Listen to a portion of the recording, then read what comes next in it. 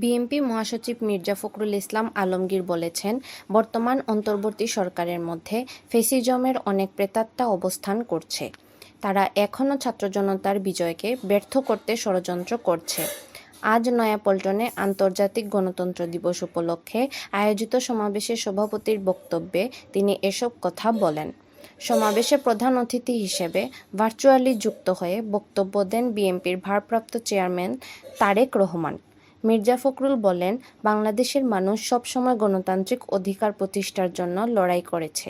শুধু 52 বা 71 নয়, গণতন্ত্র যেন সাস্টেনেবল হয় সেজন্য আমরা 31 দফা দিয়েছি। তিনি বলেন, ছাত্র জনতার আত্মত্যাগের বিনিময়ে গণতন্ত্র প্রতিষ্ঠার জন্য আমরা একটা সুযোগ পেয়েছি, সেটি যেন হেলায় হেলায় ফেলে না দিই।